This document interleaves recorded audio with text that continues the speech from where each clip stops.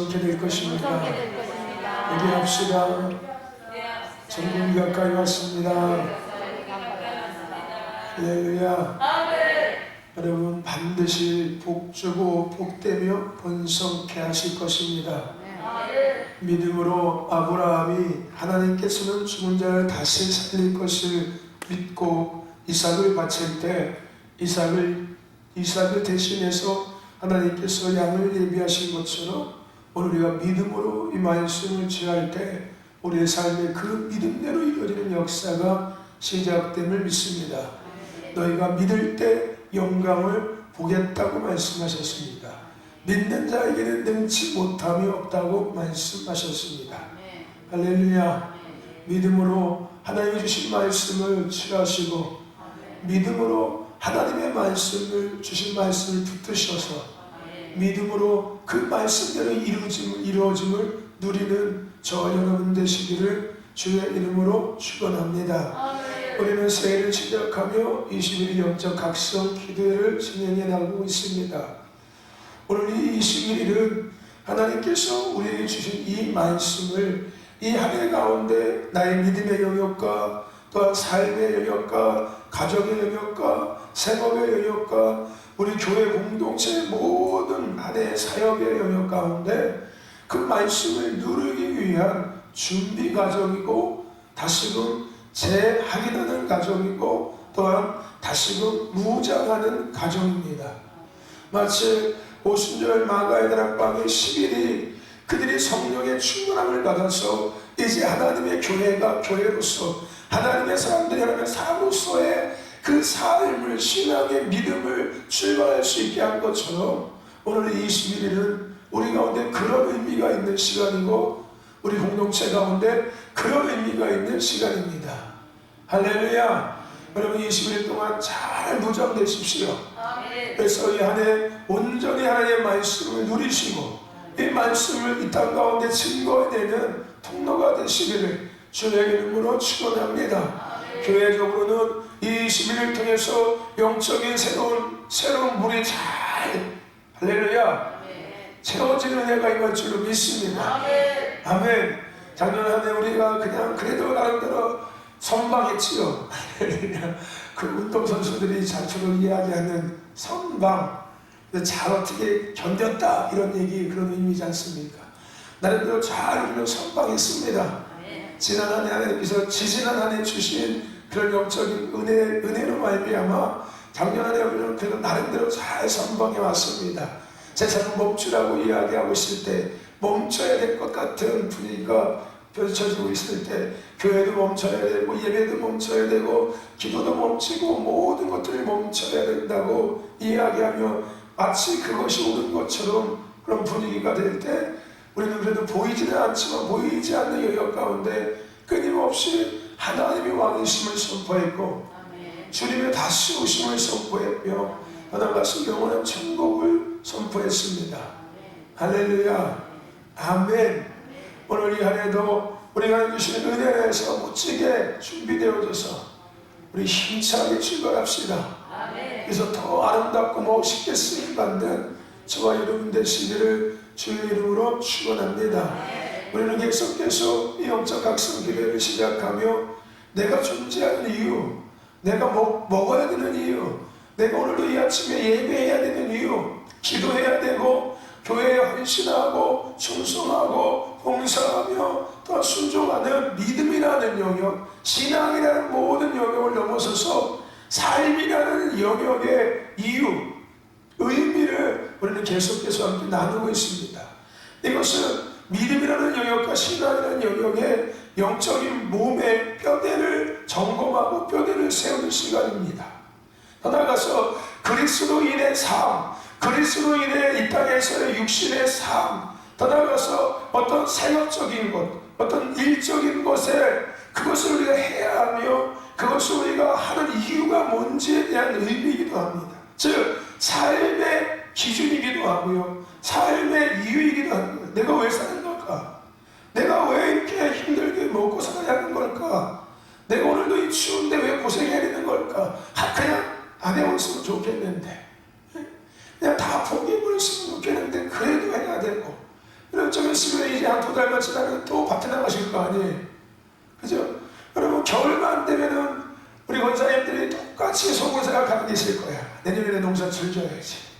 내년에 농사 짓지 말아야지. 내년에 농사 조금만 줘야지. 매 겨울마다 똑같이 생각하는 다짐이라고 할까요? 그죠? 그죠? 조 권사님. 내년에 이까지 하지 말아야지. 아이고, 이거 해가지고서 아이고 뭐 망가지고 힘들어. 차라리 사다 먹는 게 훨씬 버는 것도 없고 무슨 이거 갖다가 내가 떼돈을 번다고. 그냥 조금 사다가 먹는 게 훨씬 나. 이렇게 하잖아요. 근데 여러분들 또 봄이 되면 또 뭐합니까?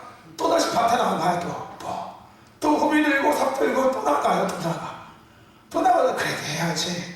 놀리면 뭐 할 거야. 한 푸에 아껴야지. 사 먹는 것보다 어쨌든 내가 직접 져서 먹는 게 좋지 뭐. 편하고 이러고 또 하시잖아요. 그렇죠? 여러분 마찬가지예요. 우리가 왜 또 살아야 하고 왜 또 그래도 또 믿음 앞에 서야 하고 또 기도하고 왜 또 우리가 그 밭에 나가서 일을 또 해야 하는지 연말만 되면 하지 말라는 생각하다가 또 연초가 되면 또 하는지 왜 그런 걸까요? 그런 삶의 이유가 뭐냐는 거예요. 내가 그렇게 또 해야 되는 반복적으로 또 이렇게 살아가야 하는 이유가 뭐냐는 겁니다. 나의 삶의 존재의 이유 목적 그것은 하나님께서 우리를 지으신 하나님의 지음의 계획과 목적이 있다는 거예요. 나를 이 땅에 태어나게 하신 이유, 내가 이 땅에 살게 하고 계시는 이유, 목적, 그것이 있다는 겁니다.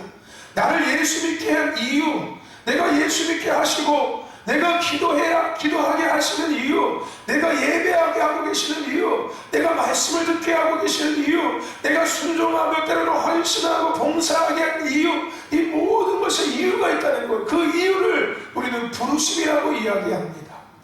할렐루야. 그게 없으면 내가 살아가는 의미가 없어지기 시작해. 내가 왜 살아? 이러기 시작해. 내가 뭐 때문에 살아야 하나? 이런 생각이 들기 시작합니다. 이제 허무주의가 찾아오기 시작하는 거죠. 부르심, 그것은 내가 존재하는 이유입니다. 내가 존재해야 되는 이유이기도 하고요, 내가 사는 이유이기도 하고요, 내가 살아가는 이유이기도 하고요, 나의 믿음의 이유이기도 하고요, 내가 믿어야 하는 이유이기도 합니다. 할렐루야. 뭐 때문에 못하는 게 아니라, 뭐 때문에 안 되는 게 아니라, 뭐 때문에 안 하는 게 아니라 부르심 때문에 해야 되는 거예요. 할렐루야. 부르심 때문에 반드시 해야 하는 겁니다. 할렐루야. 그래서 그 부르심을 바라보고 살아가는 사람과 부르심을 바라보고 믿음 생활하는 사람과 그렇지 않은 사람의 삶의 신앙은 전혀 다릅니다. 부르심을 바라보고 믿음의 길을 달려가고 부르심을 바라보고 예배하며 기도하며 헌신하고 순종하고 봉사하고 충성하는 사람과 그렇지 않는 사람은 다르다는 거예요. 그렇게 부르심을 바라보고 달려가고 믿음 생활하며 삶을 살아가고 때로는 일터에서 일하고 때로는 가정에서 가정을 섬기며 때로는 부부와 부부 관계를 맺어가고 자녀와 부모와의 관계를 맺어가는 사람과 그렇지 않은 사람의 삶과 신앙은 전혀 다른 열매와 전혀 다른 환경과 전혀 다른 결과가 나타날 수밖에 없는 거예요. 그렇게 부르심을 바라보면서 삶을 살아가고 믿음의 길을 걸어가고 모든 것들을 하는 사람은 그 환경과 상황 가운데 좌고우지하지 않습니다. 오고하지 않습니다. 일비일비하지 않아요. 흔들림이 없다는 거예요. 흔들릴 수밖에 없는 상황이 펼쳐지고 있지만 요동칠 수밖에 없는 상황이 펼쳐지고 있지만 포기할 수밖에 없는 상황이 펼쳐지고 있고 멀어질 수밖에 없는 상황이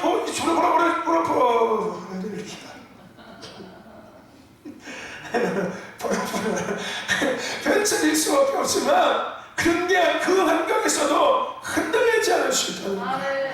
요동칠 것 같지만 요동치지 아니하고 할렐루야. 흩어지는 공동체가 되는 것 같지만 더 하나가 되는 공동체가 되기 시작한다는 거예요. 부르심을 바라보는 사람과 부르심 때문에 함께하고 있는 공동체. 반면에 그렇지 않은 사람들은 환경이 변화되면 변화되어지기 시작하고 조건이 바뀌기 시작하면 변화되어지기 시작하고 내 생각과 내 마음대로 조금이라도 이루어지지 않거나 내 감정대로 그것이 풀어지지 않거나 내 계획대로 그것이 세워지지 않거나 내가 기도한 대로 이루어지지 않고 내가 헌신하는 이유와 목적대로 그것이 이루어지지 않을 때 믿음에서 멀어지기 시작하고 믿음이 흔들리기 시작하고 교회에 은혜에서 멀어지기 시작하고 은혜에서 멀어지기 시작하고 과거의 나의 삶으로 새 상황에서 또다시 돌아갈 수밖에 없다는 거예요. 끝없이 원망하게 되고 끝없이 불평하게 되고 끝없이 불순종하게 될 수밖에 없다는 거예요. 그래서 그 삶의 결과가 뭡니까? 야곱과 같이 가정에 문제가 오기 시작하고 인생에 문제가 오기 시작하고 자녀들 가운데 어려움이 찾아오기 시작하고 영적인 어둠이 그들의 삶에 그들의 가정에 그들이 보이지 않는 상황에 펼쳐지기 시작하고 광야에서 끝없이 원망하고 불평하면서 결국은 광야에서 죽임을 당하는 자가 될 수밖에 없다는 거예요. 저와 여러분들 부르심을 바라보며 살아가십시오. 내 눈에 보여지는 현실 바라보지 마세요. 할렐루야. 아멘. 뭐 복되고 복된다며 번성하게 된다며 더 삶이 어려워지고 있는데 말도 안 돼. 그리고 또 우리 목사님이 또 우리 뭐 이렇게 하려고 한 거야. 그래요. 그런 거 아유 살아야 돼요. 그냥 또 쇠빠지게 일해야 돼. 이게 이렇게 하면 안 돼요 여러분들. 할렐루야. 무슨 얘기인지 아십니까? 그 삶의 결과는 결국은 부르심을 받아보지 못하는 삶의 결과가 되기 시작하는 거예요. 아니 그렇게 되는 이유가 내가 이미 부르심을 바라보는 것이 아니라 내 자신의 모습을 바라보고 있고 내 자신의 환경을 바라보고 있고 현실을 바라보고 있기 때문인 거예요. 그게 이미 벌써 나한테 나타나고 있는 거예요.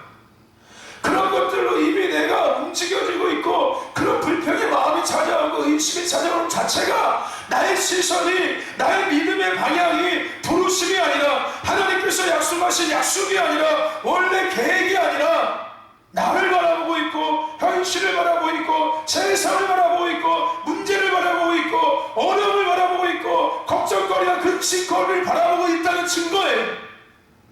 무슨 얘기인지 아십니까? 똑같은 환경 속에 살아도 여호수아와 갈렙은 그렇지 않았습니다. 하지만 그 수없이 많을 때 200만이 넘고 300만이 넘는 이스라엘 백성들은 그랬어요. 눈에 보이는 하나님을 보고 있음에도 불구하고 끝없이 자기 뜻대로 안 될 때 자기가 원하는 것들이 이루어지지 않을 때 그들은 원망하고 불평했습니다. 그리고 자신들이 원하는 대로 살아가려고 유동쳤고 발버둥치기 시작했고요.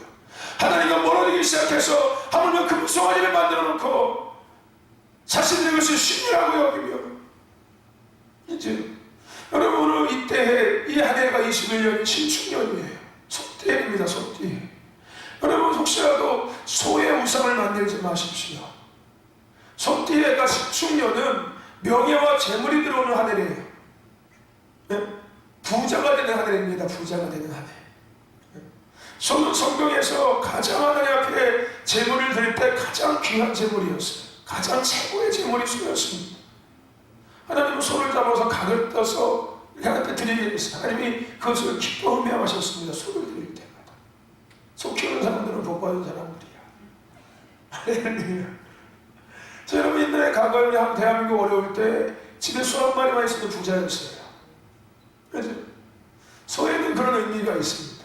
여러분 이 한 해를 그 소가 소를 세우고 그들이 예배했던 것처럼 그것이 마치 하나님이라고 그들이 섬겼던 것처럼 여러분 이 부와 재물과 명예 마치 우리에게 주신 말씀이 이 복이라는 개념이 번성하는 개념이 돈을 막 잔뜩 벌고 막 사업이 번성하는 이런 개념으로 여러분들 생각하면 안 됩니다. 그럼 우리 똑같이 그 아름짝처럼 금송아지를 만들고 섬기는 거와 똑같은 짓 하고 있는 거예요. 할렐루야. 여러분 그러면 안 됩니다. 이 복의 개념과 번성의 개념을 그래서 우리는 지금 나누고 있었죠. 하나님 말씀하시는 복의 개념과 번성의 개념은 다르다는 거 우리는 이미 알고 계시죠? 여러분 이거 놓치면 안 됩니다. 자칫 잘못하면 여러분들 소를 만들고 소를 섬길 수가 있어요. 부와 명예와 재물 때문에 이 한 해 막 기대하면서 살아갈 수 있고요. 이 말씀도 똑같이 그런 의미로 붙잡을 수 있습니다. 그러시면 안 됩니다. 할렐루야. 여러분 우리는 부르심을 바라봐야 돼요. 하나님의 계획을 바라봐야 합니다. 하나님께서 우리에게 언약하신 이 교회에게 말씀하신 교회의 몸의 부르심을 바라봐야 돼요. 그것 때문에 우리가 함께하고 있는 겁니다. 할렐루야. 저와 여러분들이 이 아침에도 함께 모여서 예배하고 있는 이유, 함께 또 주여를 외치면서 기도하는 이유, 함께 또 이 앞에 나와서 찬양하고 악기를 연주하는 이 모든 이유, 오늘 하루도 우리에게 주어진 이유는 하나님의 교회의 부르심을 함께 이뤄가기 위함입니다. 아멘. 내가 믿음 생활하는 이유도 교회의 부르심을 함께 이뤄나가기 위한 거예요. 그게 내 천국 가는 길이에요. 할렐루야. 오늘 우리가 교회의 부르심을 이루기 위해서 하나님의 이 땅의 삶을 열심히 살고 주님 앞에 섰을 때 우리는 영원한 천국에 들어갈 수 있습니다. 할렐루야. 아멘. 이거는 마태복음 7장의 말씀의 이야기예요. 나를 위한 믿음이 아니라, 나를 위한 예배가 아니라, 나의 가정을 위한 믿음이 아니라, 나의 어떤 삶을 위한 믿음과 예배와 기도와 헌신과 순종이 아니라 하나님의 나라, 하나님의 교회를 위한 믿음의 길을 걸어가는 자들, 하나님의 교회를 위해서 예배하는 자들, 하나님의 교회를 위해서 기도하는 자들, 하나님의 교회를 위해서 찬양하고 헌신하고 순종하고 충성하고 봉사하는 자들이 얻는 게 천국입니다. 할렐루야. 그렇지 않은 자들은 나는 너를 모른다는 대답이에요.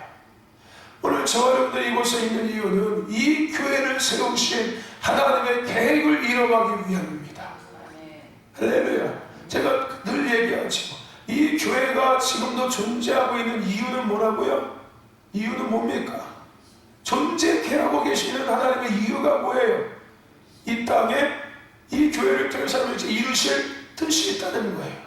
우리는 그 뜻을 이루기 위해서 함께하고 있는 사람들입니다.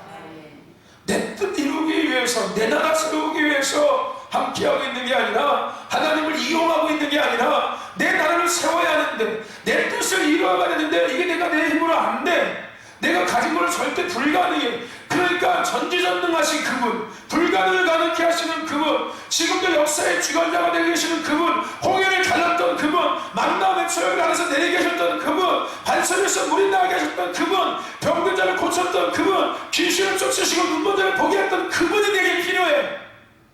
여러분, 이렇게 되면 안 됩니다. 할렐루야. 하나님을 이용하려고 하지 마십시오. 내 목적을 이루기 위해서, 내 가정에 뭔가를 회복하기 위해서, 내 삶에 뭔가를 얻기 위하고, 내 삶에 뭔가를 더 갖기 위해서, 내 인생에 뭔가 나아짐을 이루기 위해서, 여러분들 내 나라를 세우기 위해서 하나님을 가져다가 이용하지 마십시오. 할렐루야. 하나님을 이용하는 분이 아니에요. 우리가 그렇게 마음대로 이용할 수 있는 분이 하나님이 아닙니다. 내 입맛에 맞으면 벗고 내 입맛에 안 맞으면 버려버리는, 뱉어버리는 분이 하나님이 아니에요. 그렇게 우리가 마음대로 움직일 수 있는 분이 하나님이 아니고요, 우리가 마음대로 이용할 수 있는 분이 하나님이 아닙니다. 하나님은 우리의 창조주세요. 할렐루야. 아멘. 나는 그 하나님의 피조물입니다. 착각하지 마십시오. 어떻게 피조물이 창조주를 마음껏 움직입니까? 창조주가 피조물을 움직여야죠. 할렐루야. 아멘. 여러분, 우리는 하나님의 나라를 이루기 위해서, 하나님의 나라를 회복하기 위해서, 하나님의 교회가 교회되게 하기 위해서 우리는 함께하고 있는 겁니다. 이것을 우리는 부르심에 합당한 삶을 살자라고 이야기하는 거예요. 아멘. 하나님께서 야곱을 부르신 부르심이 있었어요. 하나님께서 모세를 부르신 부르심이 있었고, 하나님께서는 아브라함을 부르신 부르심이 있었습니다. 하나님은 여호수아를 부르신 부르심이 있었고요, 하나님은 수하게 많은 선지자를 부르신 부르심이 있었습니다. 예레미야도 마찬가지였고요, 이사야도 마찬가지였고요, 사무엘도 마찬가지였고요, 다윗도 마찬가지였고요. 하나님이 그들을 택하실 때는 분명한 하나님의 계획을 그들에게 말씀해 주셨어요. 내가 너를 택한 이유가 이것 때문이야. 내가 너를 통해서 이렇게 할 거야. 내가 너를 통해서 이런 것을 만들어낼 거고 세울 거고 이룰 거야 라고 분명히 말씀해 주셨어요. 할렐루야. 그리고 그들은 삶이 어땠든지 간에, 자신의 환경이 어땠든지 간에, 자신의 어떠한 삶에 뭐가 오는지 간에 그것에 움직이지 않았어요. 얼마든지 움직이셨지만 그들은 하나님께서 자신을 부르신 그 부르심에 합당한 삶을 살아갔습니다. 쉽게 얘기하면 부르심을 감당했다고요. 할렐루야. 아멘. 그럼에도 불구하고 그들이 그 부르심에 합당한 삶을 살지 않을 때는 하나님이 인생의 채찍과 막대기로 그들을 훈육하셨어요. 사랑의 채찍으로, 그 부르심에 합당한 삶으로 돌아오게끔 하나님은 사랑의 채찍질을 하셨습니다. 때로는 자카르타를 보내기도 하시고. 할렐루야. 아멘. 아멘. 보내시는 거예요. 내가 너를 부른 이유가 있는데 그렇게 네 마음대로 살아. 그래, 네 마음대로 살아봐라 한번. 그렇게 네 마음대로 살고 싶다면 해봐. 하나님 참 얄궂으시죠. 그죠? 네? 그냥 아예 처음부터 그냥 안 돼! 하고서 그냥 이거야! 딱 하고서 이렇게 해! 라고 하시면 우리가 인생을, 그죠? 돌고 돌아오지 않았을 거 아니에요. 그죠? 산전수전 이런 거 굳이 경험하지 않을 거 아닙니까? 그죠, 권사님? 그죠? 그 영감탱이 만나지 않아가지고 내가 꼬리뼈가 빠지게 고생하지 않았을 거 아니에요. 그렇지 않습니까? 그냥 처음부터 그냥 내가 응애하고 태어날 때부터 그냥 야 너는 이거야. 마치 우리가 자라는 것처럼 삼손처럼 넌 나시린이야. 머리에 삽들을 넣으면 안 되고 포도주를 마시면 안 돼. 너는 나시린 구별된 자야 라고 처음부터 태어날 때부터 딱 이렇게 말씀하시고서 그 삶으로 나를 딱 이끄시면 좋을 텐데, 그렇죠? 그렇지 않습니까? 삼손이 그렇게 했던 것처럼 엉뚱한 짓 하면 그렇게 막 그냥 계속만 그냥 하나님 앞에 올 수밖에 없게끔 막 그냥 하나 잘못하면 그냥 하나 이놈 해가지고서 얘 잘못했어요 돌아가겠다 하면은 그래도 인생에 덜 방황했을 거 아니에요. 그렇지 않습니까? 나는 얄궂게 그냥 내비두신다는 거예요. 해보라 그래. 해봐. 그래 네 멋대로 한번 해봐. 다 해봐. 그죠? 요나도 마찬가지로 하나님께서 알 거 아니에요. 아실 거 아니에요. 요나가 어떤 마음과 생각을 갖고 계시는지 알 거 아니에요. 하나님께서 이미 그에게 말씀하실 때 너 저기 니느웨로 가 라고 말씀하실 때 이미 요나가 그 말씀을 듣고 어떤 생각과 어떤 마음을 갖고 있는지 하나님이 이미 알고 계시잖아요. 그렇죠? 하나님이 말씀하신 그 말씀을 듣고 지금 어떻게 반응하고 있는지 목사님은 눈에 보일까요? 안 보일까요? 네? 말씀을 듣고 있는 성도가 지금 이 말씀을 들으면서 어떻게 반응되어지고 있는지 대충 느껴질까요? 안 느껴질까요? 하나님도 마찬가지로 그렇게 말씀하실 때 그가 지금 속으로 어떻게 반응하고 있는지 아셨을까요? 몰랐을까요? 네? 알고 계셨겠죠. 그런데도 불구하고 하나님은, 그렇죠? 그렇게 알고 계셨다면 하나님께서 중간에 딱 개입하셔서 다시 쓸어가는 배를 망가뜨리든지 배를 고장나게 하시든지 아니면 배가 뭐 연착되게 하시든지 해서 이 요나가 생각하면서 그 다시스를 가려고 막 항구를 갈 때 배가 없어야지. 그래서 그래 내가 잘못 생각했구나. 그래 니느웨로 가는 게 맞았어. 역시 기다렸는데 안 오는구나. 그래 내가 잘못 생각했어. 그래 니느웨로 어쩔 수 없구나 가야지. 이렇게 가게하시면 됐잖아요. 그렇지 않습니까? 근데 하나님은 어떻게 하셨습니까? 그냥 됐어요. 그냥 오히려 정확한 타이밍에 배까지 딱 숙이셨어요. 무슨 얘기인지 아십니까? 그리고 결국에는 어떤 꼴을 나갑니까? 네? 고기 뱃속에 들어가서 지옥의 경험을 해요. 지옥을 경험하지. 인생의 쓴맛을 경험하는 거예요. 쓴맛을. 굳이 쓴맛을 경험하지 않아도 되는데, 네, 제가 어제 운동 가는데, 근데 거기 그 청년 한 명이 있어요. 나도 성실한 청년이고, 아버지가 당진에서 고대에서 성모님과에서 사업을 크게 하신다고 하더라고요. 부잣집 아들이에요. 부잣집 아들인데 경영학과 다니고 연세대인가 고려대학교 경영학과 다니고 올해 졸업반인데, 그래서 얼마 전에 이제 그 취업이랄까 아니 실습, 경영학과니까 실습 나가서 아마 현장 실습 나가서 한 3개월인가 이 직장에서 아마 그 경영 회계하는 거 아마 직장에서 일하다가 이제 방학 되니까 내년에 졸업이니까 온 거 같더라고. 다시 당진으로. 그래서 내가 내년 졸업하지? 그러니까 내년 졸업합니다. 그러더라고요. 졸업하면 뭐 할 거니? 했더니 이것저것 생각 중에 있대. 그래서 지난번에 했던 거기 실습한 데 가서 한 몇 년 더 배웠으면 좋겠다는 생각을 갖고 있대요. 제가. 그것도 좋은 생각인데 아버지가 사업하니까 아버지의 기업 가서 거기서 배우면 되지 않겠니? 이왕이면 굳이 뭐 거기까지 나가서 할 필요는 뭐 있냐? 아버지가 기업을 운영하는데 어차피 네가 거기서 배울 수 있으니까 아버지 회사 가서 네가 거기서 아버지 밑에서 경영하는 거 배우고 회계 업무 배우고 하면 되지 않겠냐 했더니 아버지의 회사니까 좀 그렇대. 밖에 나가서 사회 경험을 쌓고 싶대. 사회 경험. 인생의 쓴맛을 경험해보고 싶다는 거겠죠. 그죠? 여러분 인생의 쓴맛을 경험하시는 우리 권사님들, 여러분들에게 인생의 쓴맛을 다시 경험하라고 말씀하시면은 하시겠습니까? 안 하시겠습니까? 돈 주고 하라고 해도 하시겠습니까? 안 하겠습니까? 절대 안 하시겠지요. 그거 굳이 왜 합니까? 그죠? 이왕이면 다 엉치 말라고. 하나님께서는 분명히 우리에게 두 길을 열어주셨어요. 뭐 쉽게 얘기하면 꽃길과 걷기를 만들어 주셨어요. 그리고 하나님은 우리에게 분명히 말씀하셨어요. 내가 너를 위해서 예비한 길은 이 길이야. 꽃길이야. 예를 든 겁니다. 뭐 인생이 막 잘 풀린다고 얘기하는 게 아니에요. 내가 네 앞에서 이끌어가고 너는 내 뒤에서 한 걸음 한 걸음 믿음에서 걸어올 수 있게끔 내가 너와 나가 내가 걸어가야 될 길을 나는 너에게 만들어줬어. 하지만 또 다른 길은 너 혼자 걸어가야 되는 길이야. 그 길에 물론 내가 그 길에서 너를 지키고 있겠지만 그 길에서 다가오는 모든 것들은 네가 감당해야 되는 거야.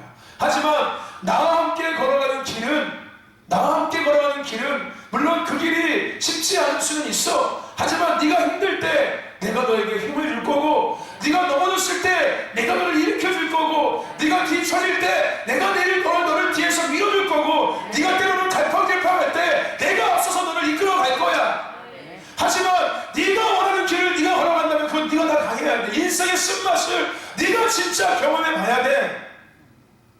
네가 선택한 거니까 라고 말씀하신다는 거예요. 여러분, 오늘 우리는 부르심에 합당한 삶을 사셔야 합니다. 그게 하나님께서 우리에게 제시한 길이에요. 물론 그 길이 그렇다고 쉬운 건 아닙니다. 그렇다고 그 삶을 살아간다고 해서 다 막 이루어지는 건 아니에요. 어차피 세상은 똑같습니다. 똑같아요. 먹어야 되고요, 벌어야 되고요, 땀 흘려야 되고요, 애써야 합니다. 때로는 문제가 다가올 수 있고요, 어려움이 다가올 수 있습니다. 여호수아, 갈렙의 삶, 모세의 삶, 아브라함의 삶, 여호수아, 이런 모든 믿음의 사람들, 부르심에 합당한 삶을 살았던 삶이 결코 호락호락하지는 않았습니다. 하지만 그들의 삶에 하나님은 개입하셔서 하나님께서 그들의 삶을, 부르심에 합당한 삶을 감당할 수 있게 하셨다는 거예요. 할렐루야. 그게 다른 거예요. 그게 다른 거. 감당케 하시는 것과 그냥 내가 다 그냥 받아야 되는 것과는 다른 겁니다. 할렐루야. 내가 그냥 여기 땅 받아가래 이건 다른 거예요. 할렐루야. 내가 인생의 부르심을 향한 삶을 살아가다가 때로는 어려움을 당하는 피할 바위가 되주시고, 할렐루야. 때로는 그 어려움 속에서 하나님 깊은 일을 깨닫게 하시고, 할렐루야. 포기하지 않고 그 부르심을 향해서 한 걸음 한 걸음씩 나아갈 수 있도록 더딜 수도 있고, 때로는 빠를 수도 있고요, 때로는 힘쓰을 수도 있지만 하나님은 완주하게 하신다는 거예요. 할렐루야. 내가 부르심을 바라보면서 그 삶을 살고자 몸부림치고 애쓴다면은 하나님은 어떻게든 그 부르심에 합당한 삶을 이루게 하십니다. 감당케 하신다는 거예요. 할렐루야. 아멘. 저 여러분들, 부르심에 합당한 삶을 살아가십시다. 아멘. 교회를 위해서 살자고요. 아멘. 내가 존재하는 이유는 교회를 위해서입니다. 하나님의 교회가 하나님이 세우신 그 뜻을 이루어가기 위해서 내가 필요한 거예요. 할렐루야. 이게 마치 사도 바울이 얘기했던 지체의 의미예요. 지체의 의미. 몸에 손과 발이 있는 것처럼, 그죠? 눈과 코와 귀와 입이 있는 것처럼 이 모든 지체들은 몸을 위해서 존재하는 거잖아요. 할렐루야. 아멘. 지체는 몸을 위해서 있는 겁니다. 성도는 교회를 위해서 있는 거예요. 왜요? 그 몸이 그 몸의 역할을 감당할 수 있도록, 즉 교회가 그 채워진 이유와 목적을 이뤄갈 수 있도록 누가 필요한 거예요? 지체인 성도가 필요한 거예요. 할렐루야. 그래서 저와 여러분들은 이 교회의 몸의 부르심을 이루기 위해서 하나님께서 하나가 되게 하신 건데, 왜 성도들이 교회에 실족하냐고요? 왜 교회를 떠나고 가냐고요? 그들의 믿음의 시선이 교회의 부르심이 아니라 나를 위한 믿음이 되기 때문에 그런 거예요. 내 가정을 위한, 내 인생을 위한, 내 목적을 이루기 위한 내 믿음과 내 신앙을 위한 믿음과 신앙이 됐기 때문에 그러는 거예요. 내 믿음과 내 신앙에 맞지 않으니까 가버리는 거예요. 뭐가 다 잘못된 거예요? 시작 자체가 잘못된 거였습니다. 할렐루야. 그러니까 저와 여러분들은 복받은 거예요. 할렐루야. 제가 이 얘기 예전에 했었지요. 처음에 제가 신도교 왔을 때 했을 겁니다. 그죠? 네? 광야의 삶, 이제 무슨 끝내야 된다고요. 할렐루야. 그냥 하나님 주시는 거 그냥 쳐다보면서 주세요 하고 믿음 생활하는 거 이제 끝마쳐야 된다고요. 광야는 그런 곳이에요. 우리의 믿음과 신앙은 광야에서 끝나면 안 됩니다. 광야를 벗어날 수 있어야 돼요.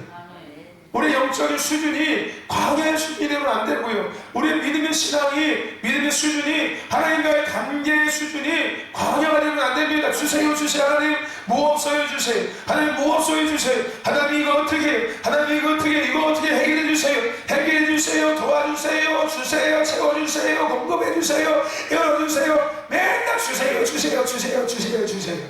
네? 그리고 어디만 쳐다보고 있어요? 하늘만 쳐다보고 있어요. 감나무 밑에서 감 떨어질 때마다 입 벌리고 쳐다보고 있는, 이게 광야의 영적 수준이고요. 광야의 믿음의 수준이거든요. 이게 하나님과의 광야의 관계의 모습이에요. 우리는 그러면 안 됩니다. 이제 광야를 넘어서서 요단강을 지나고 가나안 땅에 들어가서 하나님께서 약속하신 것들을 취하며 누리며 풀어내며 살아가는 자가 돼야 돼요. 할렐루야. 그것을 위해서 살아감에 있어서 하나님 주실 지혜도 구해야 되는 거고요. 하나님의 역사도 구해야 되는 거고, 하나님의 능력도 구해야 하는 겁니다. 할렐루야.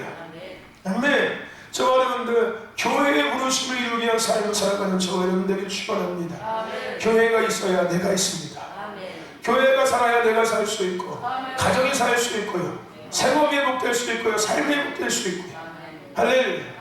도시와 지역과 나라, 민족이 살 수 있습니다. 할렐루야. 아멘. 제가 얘기했습니다. 이 나라가 왜 갈수록 더 힘들어집니까? 당연히 전 세계 어느 나라를 봐도요. 여러분, 내가 얘기했죠. 아프리카가, 에티오피아가 전 세계에서 가장 잘 사는 나라였다고 간 거예요. 가장 부한 나라였습니다. 이 아프리카 쪽이, 에티오피아나 이런 쪽이요, 전 세계에서 가장 잘 사는 나라였어요. 과거에. 세계사를 보면요. 근데 왜 그 나라가 지금 가장 가난한 나라가 됐습니까? 네? 물도 없어가지고 목말라서 죽는 사람들이 아이들이 생기고요. 한 끼를 못 먹어서 죽는 아이들이 수천 명이 하루에도 생기는, 왜 이렇게 세상에 가장 빈민 국가가 되냐는 거예요. 그 나라에 어떤 일이 있었습니까? 그렇게 잘 살 때는 그 나라의 교회가 부흥할 때였어요. 우리가 에티오피아 내시에 대한 이야기 알고 있죠? 그죠? 그렇지 않습니까? 그죠? 어쩌면 성경의 뭐 이런 신학의 역사가 보면은 뭐 학자들 얘기하는 바에는 그가 복음을 전해서 그 나라가 그렇게 부흥했다는 얘기도 있어요. 근데 그렇게 잘 되고 잘 사니까 서서히 그 나라가 어떻게 되기 시작합니까? 세상 것들이 더 중요시되기 시작해요. 세상과 반대가 되어지는, 세상 사람이 추구하는 이념과 사상과 문화와 기준과 가치관과 반대가 되어지는 그 고리타분한 기독교 진리, 이 하나님의 말씀, 저 기독교인들, 끝없이 부딪히는 저 기독교인들을, 이들이 세상 것들을 더 누리기 위해서, 더 갖기 위해서 자신들의 왕국을 만들고 인간의 왕국을 만들기 위해서 그 기독교인들을 핍박하고 탄압하기 시작했던 거였어요. 그리고 그 나라의 교회가 하나씩 사라지면서 그 나라는 서서히 무너지기 시작한 거고요. 지금 그렇게 되는 거예요. 전 세계의 역사를 봐도요, 교회를 핍박하고 교회를 탄압해서 잘된 나라는 한 나라도 없습니다. 잘 되다가도 다 망했어요. 여러분, 북한을 생각해 보십시오. 대한민국보다 여러분 북한의 복음이 더 먼저 들어간 거 알고 계시죠? 그렇죠? 이 한반도 땅에 외국 선교사를 통해서 뭐 중국에서 넘어왔던, 일본에서 넘어왔던 간에 선교사를 통해서 복음이 가장 먼저 들어온 곳은 평양입니다. 북한이에요. 지금을 얘기하면요, 북한이었어요. 한국이 아니었다고요. 그 다음에 한국이었어요. 북한에 가장 먼저 복음이 들어왔고요. 우리가 잘 알고 평양 대풍, 그렇죠? 그것을 시작해서 이 밑에 지방까지 복음이 퍼진 거였어요. 물론 중간중간 선교사님 들어와서 지역마다, 여기 서산도 마찬가지고요, 당진도 마찬가지고요, 그렇죠? 저 남해도 마찬가지고, 서해도 마찬가지고, 동해도 마찬가지고요. 선교사님께서 배를 타고 들어와서 그 복음의 씨앗을 뿌려서 그 지역이 발전되고 회복된 곳은 있었어요. 근데 가장 시작점은 평양에서부터 내려왔던 거였어요. 북한이 과거에는 잘 사는 나라였습니다. 뭐 나라라고 생각하면 그럴 수 있겠지만 잘 살았었어요. 잘 됐었어요. 이 한반도 땅의 문화와 모든 것의 중심은 서울이 아니라 평양이었어요. 평양. 이 한반도 사도의 지도의 중심은 평양이었다고요. 근데 그때부터 시작, 김일성 부자가 나오기 시작해서 공산정권, 공산주의 사상과 이념이 그 땅에 내려오자마자, 그렇죠? 그들이 가장 먼저 했던 게 뭡니까? 교회를 핍박하는 거였어요. 교회를 없애는 거였어요. 기독교인들을 핍박하는 거였습니다. 김일성이 러시아에 가서 그 사회주의 사상과 공산주의 사상을 공부하고 나서 이제 그곳에 와서 이제 자기의 세력을 만들어서 이제 그것을 체계화시키고 이념화시키고 그것을 사상화시키면서 가장 그것과 부딪히는 세력이 뭐였냐면 교회하고 기독교인들이었어요. 그래서 첫 번째 숙청의 대상이 교회였고 기독교인들이었습니다. 복음이었다. 성경 말씀이었다. 그렇다면은 그 결과 지금 북한이 잘 삽니까? 잘 삽니까? 전 세계의 역사를 봐도요. 교회를 핍박하고 그리스도인들을 핍박하고 잘 되는 나라 한 나라가 없었습니다. 잘 된 사람 한 명도 없었어요. 무슨 얘기인지 아십니까? 그래서 교회를 핍박하고 교회를 험담하면 여러분 안 됩니다. 교회가 그지 같아도 절대 여러분들이 삶에서 교회에 대한 욕을 하거나 교회에 대한 범화를 교회를 비난하고 교회를 여러분들 막 교회에 대해서 수군대고 목회자를 수군대는 거 절대 여러분에게 유익될 거 하나도 없습니다. 무슨 얘기인지 아십니까? 제가 보기에는요, 제가 여태까지 봤을 때는 교회를 욕하고 목회자를 욕한 사람들에게 다가오는 첫 번째 증상이 영적인 병이 걸리기 시작해요. 딴소리하기 시작합니다. 딴소리하기 시작해요. 그 다음 두 번째가 세상을 향해서 나아갑니다. 그리고 세 번째는 육신의 병들고 가정이 문제 오기 시작하고 삶이 무너지기 시작합니다. 제가 보아온 결과가 그래요. 제가 보아온 순서가 그렇더라고요. 순서가 그래요. 교회를 욕하고 목회자를 욕하고 교회에 대해서 불평을 이야기하고 불만을 이야기하고 교회가 뭐가 어땠느니 목사님 뭐가 어땠느니 이러는 사람들 보면은 이미 영적 상태가 이미 바닥을 치고 있어요. 그리고 이미 영적으로 상당히 부패되어 있음이 느껴집니다. 얼굴도 변하고요. 이제 여러분 지금 여러분의 얼굴처럼 그렇게 이쁘고 아름다운 얼굴이 아니라 이미 얼굴에 어둠이 가득 짙어져 있어요. 여러분들 주위에 보십시오. 교회 욕하고 목사 욕하는 사람 얼굴이 활짝 피어가지고 막 이러고 다니는 사람들 보십시오. 보세요 여러분들 한번. 얼굴 인상을 보면은 이미 얼굴이 막 컴컴하고요. 눈빛도 벌써 이상하게 되고요. 그죠 여러분들 보십시오. 그게 뭐예요? 이미 영이 부패되고 있는 거예요. 거기서 끝나지 않아요. 그 다음부터는 세상을 향해서 나아가기 시작합니다. 즉 교회가 멀어지고요. 은혜가 멀어지고 하나님과의 관계가 멀어지는 거예요. 그래서 결국은 그 다음에 찾아오는 게 몸이 슬슬 아프기 시작해요. 이유 없이. 아니면 삶에 문제가 오기 시작합니다. 끝없이 벌어도 물질이 끝없이 새나가든지 밑발인동에 물 붓는 일들이 생기기 시작하고 잘 모아놨다가 한 번에 훅 나가든지 뭐가 터져가지고 그리고 일이 될 듯 하면 또 꼬이고 끝없이 꼬이든지 부부관계가 문제 보기 시작하고 부모와 자녀관계가 문제 보기 시작합니다. 삶에 문제 보기 시작합니다. 그래도 돌이키지 않으면 하나님께서 본격적으로 개입하시죠. 죽음의 위기를 경험하게 하시는 거예요. 생명의 죽음이라는 사망이라는 두려움을 겪게 하십니다. 인간이 가장 하나님 앞에 매달릴 때가 언제인지 아십니까? 죽음이라는 거예요. 죽음. 내가 죽을 수밖에 없는 상황이 될 때 모든 인간은 하나님을 다시 찾을 수밖에 없습니다. 제가 늘 얘기하죠. 우리 그렇게 되지 말자. 이미 알잖아요 우리는. 그렇지? 여러분들이 몰랐다면 그럴 수 있어요. 얼마든지 제가 여러분들에게 가서 그렇게 하면 안 됩니다. 지금 이렇게 되고 있습니다. 저는 이미 여기 수없이 말씀드렸어요. 그거 하지 마세요. 좋은 길이 있다고, 잘 되는 길이 있다고, 더 아름다운 길이 있다고 수없이 여기 말씀드렸어요. 할렐루야. 아멘. 부르심에 합당한 삶을 살자는 거예요. 교회를 위해서 살아가자는 거예요. 오늘 우리가 읽은 본문의 사도 바울이 부르심에 합당한 삶을 살았던 사람입니다. 하지만 우리가 잘 아는 것처럼 사도 바울의 이전의 삶은 그렇지 않았어요. 전혀 그를 지은 목적대로 그를 살지 않았습니다. 아니, 사도 바울은 자신이 지어진 이유에 대해서 착각하고 있었어요. 자신이 왜 그렇게 고학을 했는지, 자신의 가문이 왜 그러한 명예와 권력이 있었는지에 대해서 잘못 알고 있었어요. 아니, 그는 하나님에 대해서 잘못 알고 있었습니다. 하나님에 대해서 잘못 알고 있었고요, 믿음에 대해서 잘못 생각하고 있었고요, 신앙에 대해서 잘못 알고 있었어요. 그래서 그가 했던 것이 뭐였습니까? 예수 믿는 사람들 잡아다가 옥에 가두고 예수 믿는 사람들 잡아다가 죽이는 일이었어요.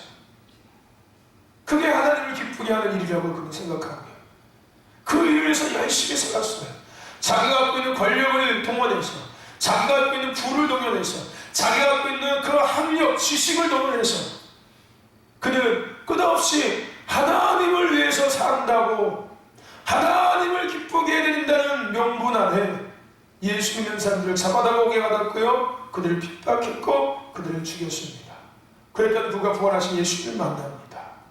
그리고 진정한 그의 부르심을 깨닫게 되는 거야. 아, 내가 왜 지원받았는지, 내가 왜 살고 있는지에 대한, 내가 이제 왜 살아가야 하며, 내가 무엇을 위해 살아가야 하며, 그거에 대해서 이유가 분명해지기 거예요. 부르심을 깨닫게 되는 거예요. 하나님께서 자신이 부르신 그 부르심. 할렐루야. 이방인의 사도, 유대인의 사도, 베드로와 사도 바울. 그래서 그는 그 부르심을 위해서 오늘 우리가 읽은 말씀에 뭐라고 고백합니까? 나의 생명까지도 조금도 귀한 것으로 여기지 않겠다. 뭐를 위해서? 하나님의 부르심을 위해서. 그 부르심을 이루기 위한 삶을 살아감에 있어서 내 생명도 별로 중요하지 않아. 내 생명이 없어지는 것도 별로 중요하지 않아. 나에게 중요한 것은 뭐다? 피곤함도 아니고 졸림도 아니고 부르심이야. 우여가 할렐루야. 아멘. 부르심이야. 그 부르심을 이루기 위해서 내가 잠을 안 자도 괜찮아, 가지고 밤새도 괜찮아. 오늘 사도 바울의 고백이에요. 예를 들자면 좀 웃기겠지만, 안 먹어도 괜찮아, 내가 돈 없어도 괜찮고 건강이 없어도 괜찮아, 부르심만 감당할 수 있다면. 할렐루야. 오늘 예수님은 제자들에게 이렇게 말씀하셨어요. 네가 손을 가지고서 죄를 져서 그 손 때문에 지옥에 가는 것보다는 차라리 손을 잘라버리고 천국에 가는 것이 나아. 네가 그 두 눈이 있어서 그 두 눈을 가지고 죄를 져서 지옥에 가는 것보다 눈을 빼고서 차라리 천국 가는 것이 나아. 네가 가진 건강함 때문에 부르심에 합당한 삶을 살지 못하는 것보다 차라리 질병을 가지고서 부르심에 합당한 삶을 살아가는 것이 나을 수가 있어. 네가 돈 때문에 부르심에 합당한 삶을 살지 못하는 것보다 차라리 가난해서 부르심에 합당한 삶을 사는 것이 나을 수가 있어. 부르심에 합당한 삶. 오늘 사도 바울은 자기의 생명도 조금도 귀한 것으로 여기지 않겠다고 이야기합니다. 여러분, 내가 존재하는 이유를 잊지 마세요. 내가 지금 내 심장이 뛰고 있는 이유, 여러분 놓치지 마시라고요. 내가 오늘 하루를 살아가게 된 이유, 목적, 내가 오늘 눈을 뜬 이유, 여러분 놓치지 마세요. 아멘.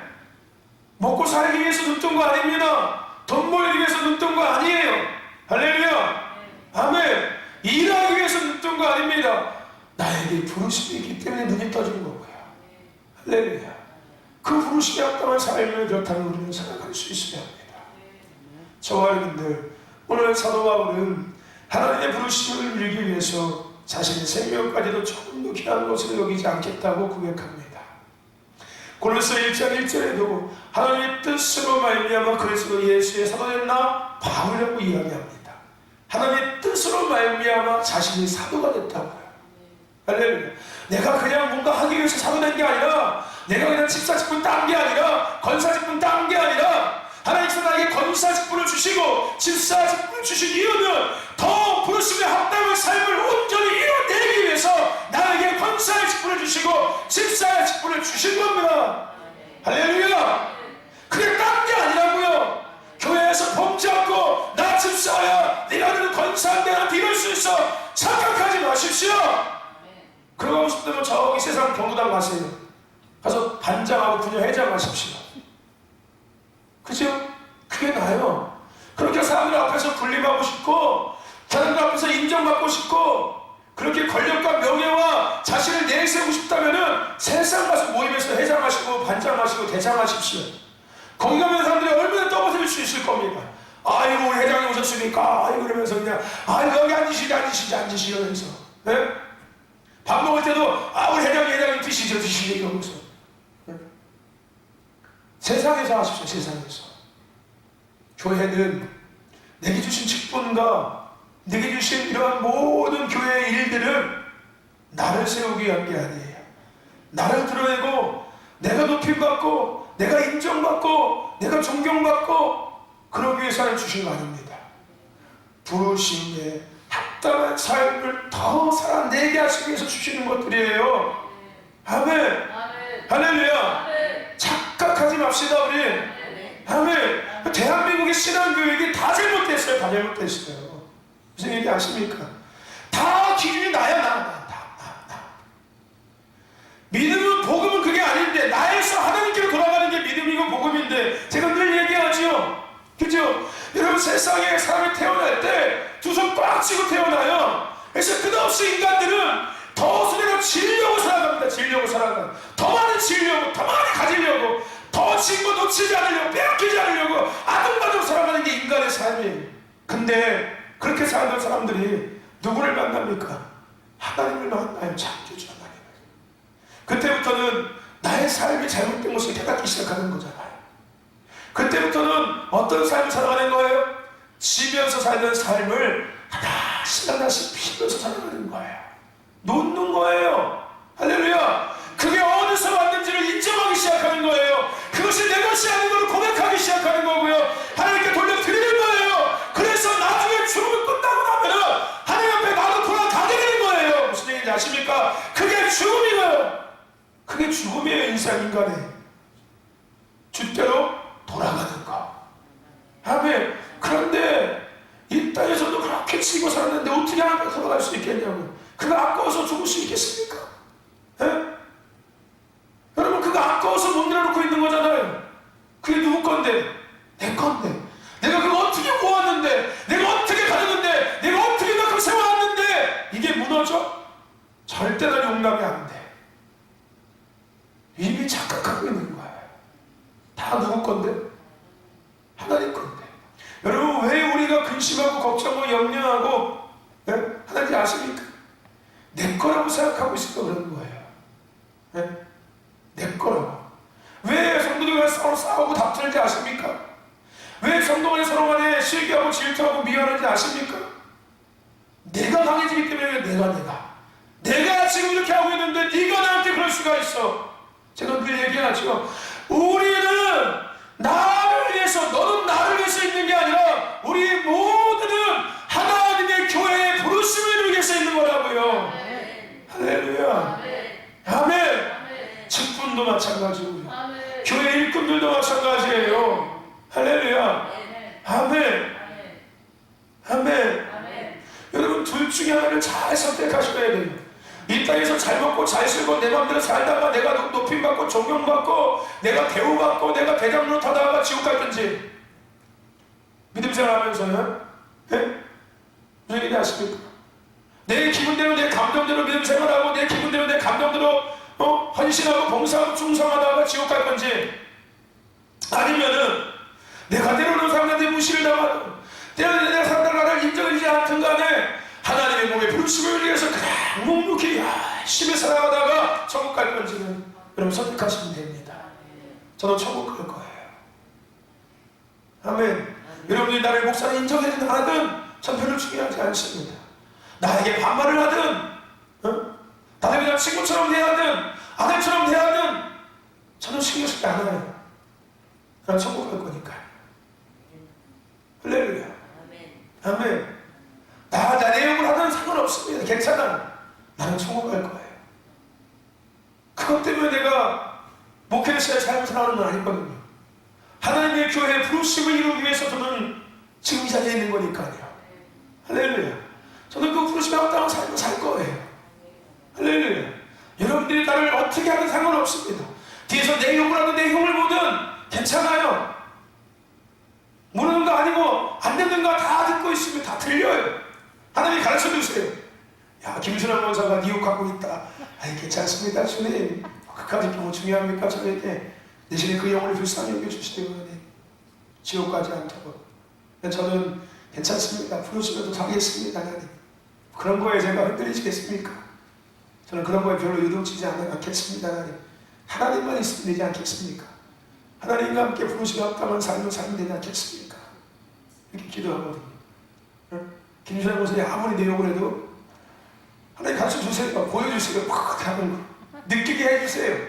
수정정 목사님이 막 목사님 욕하고 있는 거. 오늘 막 귀가 막 간질간질해요. 조성래 목사님 어떻게 모여가지고서 아니, 목사님 왜 이렇게 잘생긴 거야? 기분 나쁘게 이러는 거. 우리 목사님 날마다 은혜가 충분해서 짜증나 죽겠어. 아주. 저 은혜 좀 없었으면 좋겠고 저 교회 좀 안 왔으면 좋겠어. 아니 뭐 설교할 때마다 막 내 가슴이 콕콕 찔러가지고 아주 그냥 아 짜증나 죽겠어. 좀 몰랐으면 좋겠는데 어떻게 잘하는지 모르겠어. 내 마음을 대체. 그래도 다 알게 되니까 내가. 그래 괜찮아.